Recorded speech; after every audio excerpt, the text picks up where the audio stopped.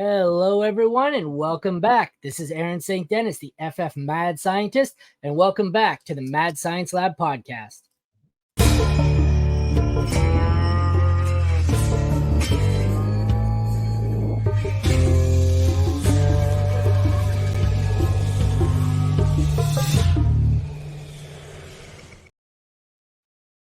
We're off to a good start, man. I got my own name right. I went live earlier with Mike Wright, the Hitman there, and I was so nervous that I was focused going, FF Hitman, FF Hitman. I almost called myself the fucking FF Hitman. I was so focused on getting his name correct that I screwed up mine, and I'm just like, I'm like, this looks real professional to one of the big wigs in the industry, man. So. Dude, you're all good. I'm on another show outside of TBQ Sports called Rum Boys After Dark, and my guy Robbie, I love him to death, but for the life of him, he cannot fucking say our channel's name right. He keeps calling it TQB Sports or some shit like that, like he's dyslexic. I love the guy, but he can't get it to save his life right now. Jesus. So you're golden, you know? Yeah. Well, we are back, guys, with another episode of Sleepers, Breakouts, and Busts, and joining me is David Gillespie. David, thanks for joining me. You want to tell everyone where they can find you? You kind of got into it a bit there. So happy to be back on the show, man. You kick ass. You're grinding away. Shout out to you, honestly. Thank you. For what you're doing, man. It's awesome. You guys can find me at David G Sports Pod. You can follow our channel too, our main channel, TBQ Sports. We're hosting a regular NFL breakdown show and a fantasy show called Into the Fantasy Football Zone. The NFL show, of course, called TBQ Football. You can just check us out there at TBQ Sports. We're also at TBQ Sports on YouTube, so that's pretty dope that we don't have to make it a different, hashtag like at TBQ Sports 69 or some shit like that. We can just keep it cut and dry, You guys still go live Wednesday night for like 3 hours, even in season, or you don't change this? Well, no, I don't know how long it is, but Wednesday night is my point. Even in correction, Aaron, it's not 3 hours; it's 2.5. Damn it! No, you're good, man. I told you this before. There's times where I watch like an hour and a half of the show, and then I'm like, fuck, I got to go put my kid to bed. And I put my kid to bed, and I came back. I'm like, these guys are still fucking going. We're fucking lunatics, man. You guys are Scott Hansen here, man. Welcome to 7 hours of commercial-free football. Seriously. I got like 10 piss bottles below me right now. Yeah, awesome. I just show up to make fun of George, so. Yeah, I love it, dude. I love it. All right, well, let's get into your first player here, assuming I have this in the right order. We have your sleeper. That would be Carolina rookie quarterback Bryce Young. Fantasy Pros has him projected as QB 23, 3,665.8 passing yards, 20.5 touchdowns to 12.9 interceptions. They project him to add in 200.5 rushing yards and 1.6 rushing touchdowns. Why is Bryce your sleeper? So I'm going to be real. I think they're undercutting him right here, and those are decent numbers. Like, let's be real. Those are pretty decent numbers for a rookie, sorry to interrupt, but I found that pretty much every single time. I don't know why I used Fantasy Pros. I think it's because it's free and everyone has access to it. So I don't alienate, but they have been super fucking conservative with literally every projection I put up on the screen. So I don't disagree. I don't know if it's necessarily just him. They went super conservative with everyone. So sorry, go right ahead though. No worries, man. Yeah, I think that they're undercutting it a little bit. And people are gonna say I'm like high off my fucking ass saying this, but I don't think so, man. I'm very confident that the Panthers will win the NFC South. Is it possible because that's such a shit show of a division that someone could circumvent them in there? Yeah, it's possible, but the Panthers are absolutely set up for spectacular success to at least win the division. Maybe I probably won't probably won't win a playoff game, but they who knows? They could maybe sneak one out. They nonetheless should be the bona fide favorites to win it because of the system that they have built in place, especially for Bryce Young in particular, man. This guy unequivocally, in my opinion, was the best quarterback draft prospect in this past draft class. That's pretty damn solid too, honestly. I think there's a lot to like about it, especially with how top heavy it is. The top heaviness of it with him and CJ Stroud, man. Oh my God, world-class quarterback prospects, if you ask me. They've got the resume, they've got the skill set, they've got the athleticism, they've got the track record to showcase their foreshadowing future success in the NFL, if you ask me. Like I said, he's set up for success this year with the Panthers. In addition to the defensive side of the ball, which is already getting so much hype, I don't even need to get into that. The offense, furthermore, too, is on top of that, with Frank Reich coming in, of course, taking over. After the Panthers, cut ties last year with Matt Rule, I just don't see this team really struggling because of what they have in place with him, with what they've added to the offensive line in recent years with Ika Makwonu, who's building on his protection skill set. He was actually arguably the best offensive line prospect within that first round out of that was taken in the draft class last year. Outside of maybe Abraham Lucas, that was maybe the guy that flirts with being in the equal level status as he. But you got Austin Corby, you got Taylor Moton. This offensive line is stacked, and on top of the offensive line, you're adding in Miles Sanders, who's going to be opening up things in the backfield for him to ease him into passing situations when he's underneath pressure, when he's when they've got to on top of getting after the quarterback, they have to account for whether or not this is going to be him using the ball on this play or if it's going to be Miles Sanders. What's going to be the approach? Is it going to be pass? Is it going to be run? Which one is it going to be? Because Miles Sanders, I think, is going to be a stud this year for the Panthers. I don't know if he's going to be even better than he was last year, but I could see him having 1,000 yards behind this offensive line and being furthermore involved in the receiving game. But Bryce Young, he's getting high praise from DJ Chark, who's a veteran in this game, said he's looking fucking filthy in camp, filthy in a good way, of course. And this is a guy who showcased in college. I mean, this is a guy who was splitting double teams in quarters coverage last year against fucking Arkansas, hooking up, not last year, but in 2021 with Jameson Williams. This guy's deep ball accuracy is next level shit, man. I see him honestly. I see a lot of Russell Wilson to his game. I see a similar level of execution that Russell Wilson had in his rookie year, where he had 30 total touchdowns. He had almost 500 yards in the ground, because this guy, on top of what he can do as a downfield passer, as a passer overall, he's a sneaky athlete that has some low-key mobility. I could see him almost flirting with 500 yards rushing. I don't know if you guys have seen him when he's getting in and out of his breaks. It's not too shabby, man. It's not too fucking shabby.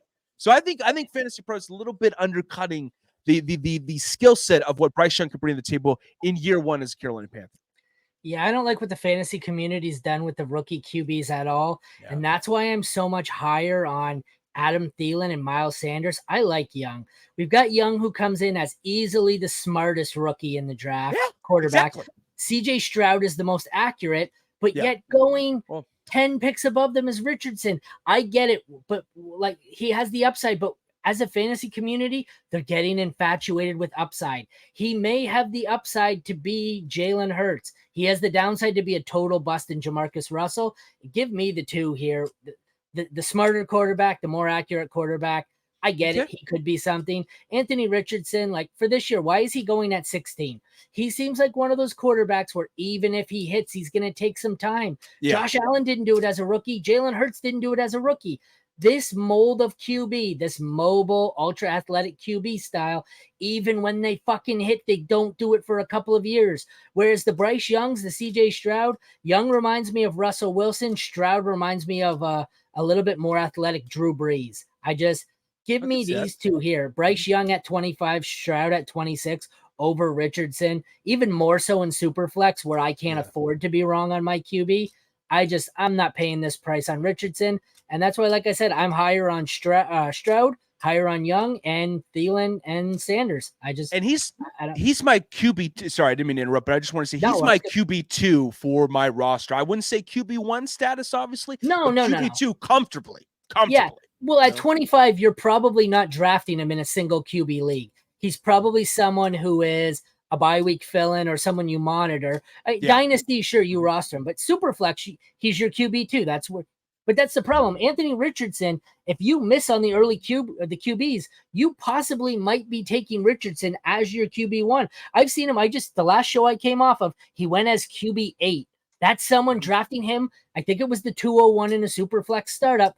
that's them drafting him as their QB1. Yeah, Whereas these guys are being, they're being drafted as your QB2. Sometimes for teams that went heavy QB, they're your QB3. Like, I don't know what we're doing. I get it. The upside's there, but I think this guy has a higher bust rate than any quarterback I've seen in a long time. A-Rich is, Go ahead. Go ahead. Sorry. No, I was just saying, whereas Bryce Young and CJ Stroud, like, I get it. They're not sexy. They may end up being low-end QB. They may end up being the Dak or Kirk Cousins type, but they are two of the safer prospects I've seen in a while. But they're not sexy. They don't have QB1. Although, you never know. They could be QB1, but they're not as sexy as Richardson, and that's why they're so cheap. Yeah, Richardson, I love his mobility. I love his rushing, but that's kind of where it ends in terms of where I love him for his rookie year. I do not love his passing at all, especially his downfield passing. He's got a cannon of an arm. That's not the issue. It's the touch that he has immense issue with, All right, well, let's get your next guy up here. We have your breakout, a guy that I am conflicted on because I get it too. Everywhere. No, I was. I'll introduce him here and then I'll explain. But your breakout is Pittsburgh wide receiver George Pickens, projected as wide receiver 36. Negligible rushing stats projected, 54.4 receptions, 840.9 yards, and 5.1 touchdowns. I was the George Pickens guy. I had him as one of my I don't know how you want to, one of my foolproof can't miss prospects. He just had that in him. He was awesome. The athleticism, the size, he's just great. But this year, like, unless something significantly changes, he doesn't get the volume. And wide receiver 36 is where he's going. His teammate Deontay Johnson, who's a volume monster, is going as wide receiver 34. I would just, like, I love Pickens. I just think that he's being overvalued. Like, if he wasn't making one-handed catches every two days, I think he'd be someone you could get more as wide receiver 48. And then if he does hit, like I think he could, he's a huge value. But he's getting to the point where I'm not sure if I love him anymore because he's being drafted, as if he's already hit. And I think something really needs to change here. Kenny Pickett needs to take a step forward and Pickens needs to get more volume. Then sure, he's going to crush this ADP, but he kind of scares me. So what is it that has you convinced Pickens will be your breakout? Well, so first of all, I get what you're saying. I get the hesitation because his rookie year was I thought it was solid. I didn't think it was special in terms of production. I thought there were flashes of specialty in his game, but overall, I thought it was solid. But either way, if this was just his first year, with having 800 yards in a very much struggling passing offense. I mean, Kenny Pickett was not able to get anything going, especially for the first half of the year. Second half of the year, they started to explore more within the passing game. They started to get more passing opportunities going. And furthermore, I actually really liked Kenny Pickett in the second half, where he only had one INT in the last 7 games compared to 8 in the first 5 games that he played. And he was decisive in the pocket. He was, when need be, he was clutch in big games against Baltimore and Las Vegas in primetime situations. But if George Pickens as a rookie can still almost eclipse Deontay Johnson with 801 receiving yards, to where Deontay had 882 this past year, that's pretty fucking good for a trajectory in terms of him at least being wide receiver 1 within the Steelers offense.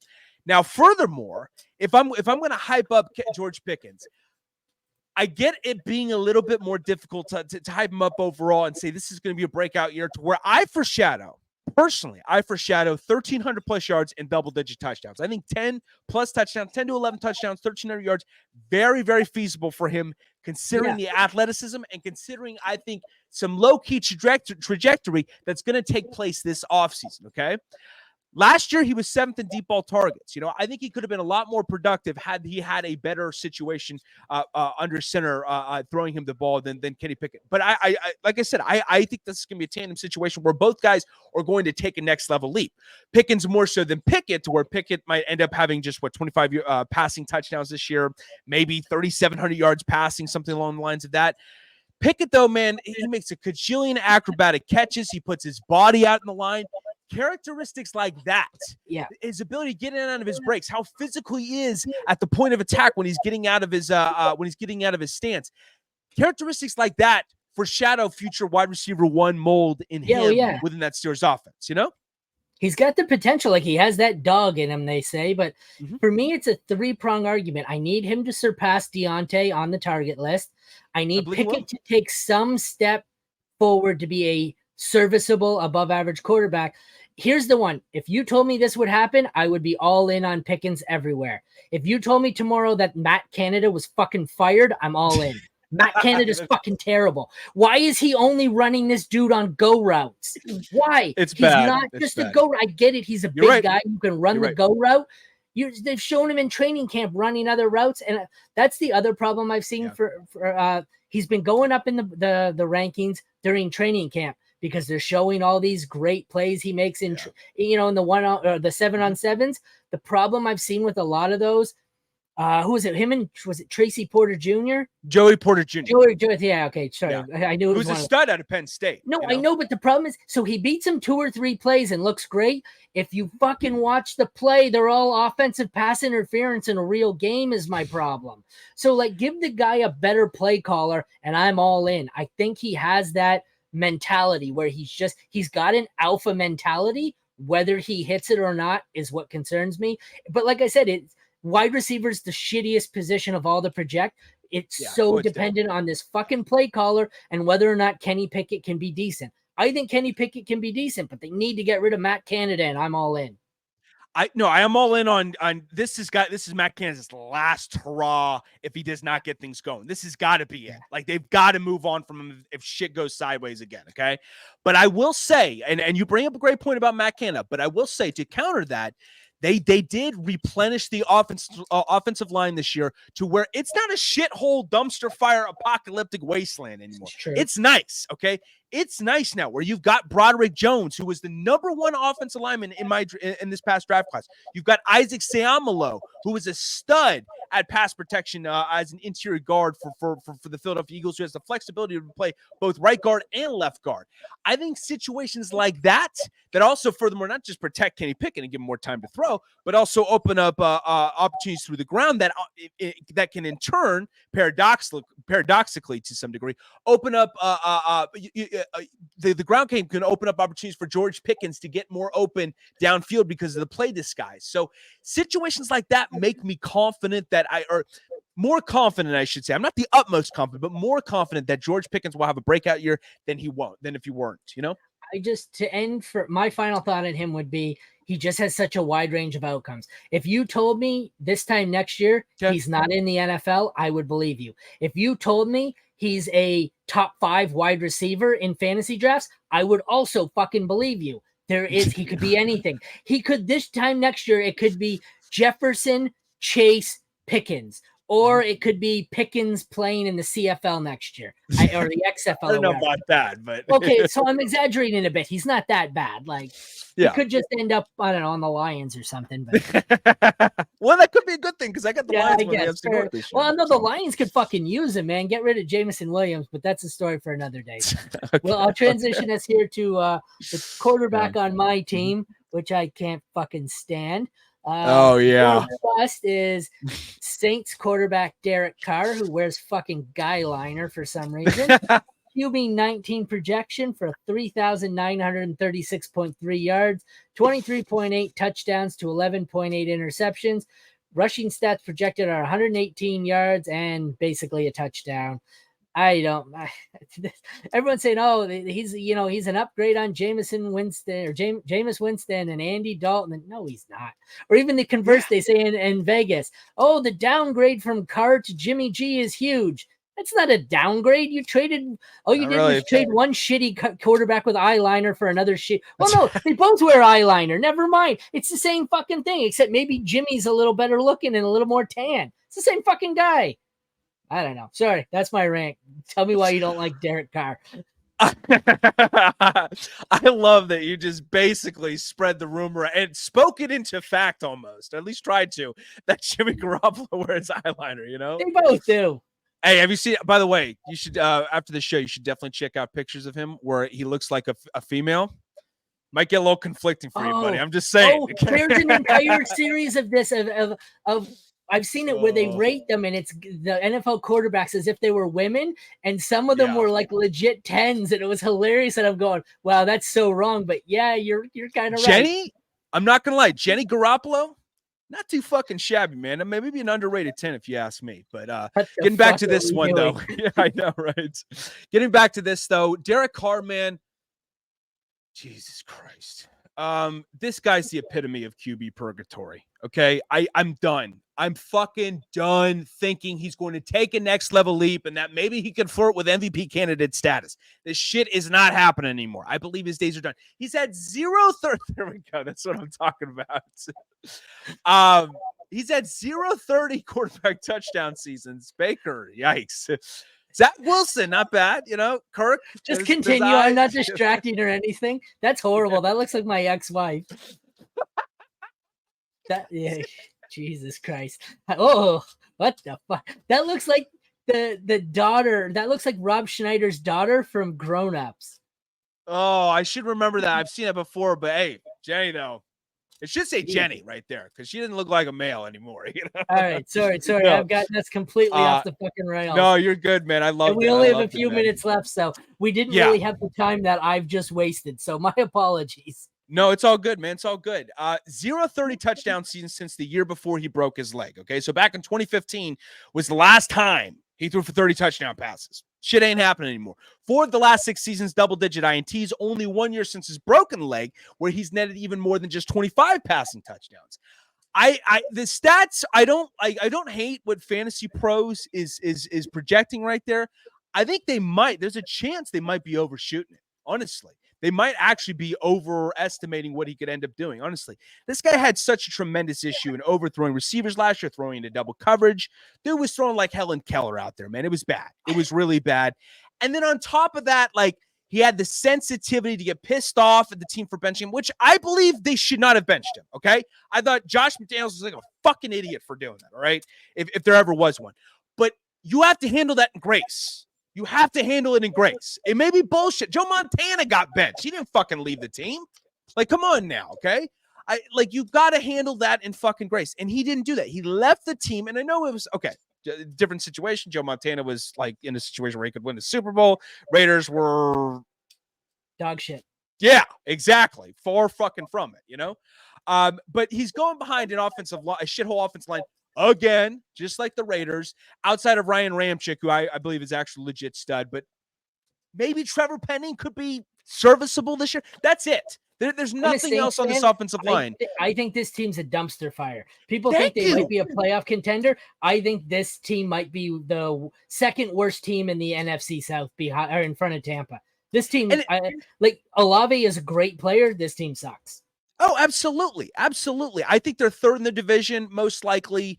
That's probably best case scenario, in my opinion. I don't think they're going to finish last. I think the Bucks are going to finish last, if that's spicy enough. I think they're going to finish third, though, in the division. But it's bad, though, man. I just think 3/5 of your O-line is ass. Your pressured completion last year was 21st in the league. Your completion in deep ball was 28th. Red zone completion, which he's perpetually sucked in over the last few years, was 27th. And even in clean pocket, when you have a clean pocket to throw from, 31st in the league in completion percentage. There's just so much to dislike. And then on top of that, your number 1 or number 2 wide receiver has legit health concerns in Michael Thomas, depending on if you view him as wide receiver 1 or you view Chris Olave as wide receiver 1. I understand either or, but you've got that. You've got a questionable ground game where Jamal Williams, Jamal Williams, he could be okay, but he's not going behind a decent O-line anymore like he did in Detroit. Alvin Kamara is suspended. He's also been on the decline over the last few years. You've got Dennis fucking Allen as your head coach. Where is the optimism right here, Aaron? I don't see any optimism with this situation whatsoever. This isn't Sean Payton's team. This isn't his offense. Olave is great. Michael Thomas is past his prime and injured. Alvin Kamara is past his prime and suspended. No, it's not Sean Payton. It's Dennis Allen. I don't like anything here. Yeah. I'm a Saints fan, and I'm calling third place. I don't think I have any Saints. I have Olave, but I don't have any other Saints anywhere else in fantasy. So best case scenario, he's an inconsistent QB. That's it. That's all we can go on, is that he's going to be inconsistent as shit. Maybe that can be a good thing or bad. It's not comforting. Yeah. It's not comforting whatsoever. He's been a mid to high end QB2 in the best of situations. Yeah. He's got mid to low end QB2 at best this year. So pretty much. All right, David, you want to take another second here to tell everyone where they can find you? Yeah, you can follow me at David G Sports Pod. You can also follow us at TBQ Sports. We're coming out with a lot of content. In fact, we have a fantasy show this Thursday where we're returning a previous guest that we had on, a special guest, of course, NFL Network's very own Marcus Grant. So if you guys want to tune in, hop in that chat and chill with the crew at 5:30 p.m. Central Standard Time. That's we're going to be going live on YouTube and Twitter. So you can follow me at those two locations if you want to get in touch with me. Sweet. I will definitely check in. He's someone I haven't had on the pod yet. I'm going to go harass his ass to get on here. I love it. All right. This has been Sleepers, Breakouts, and Busts with David Gillespie. Once again, I am Aaron St. Dennis, the FF Mad Scientist, and this has been the Mad Science Lab podcast. Thanks again, David, for joining me. Thank you all for tuning in. Take care and have a great night, everyone. Thanks, bud.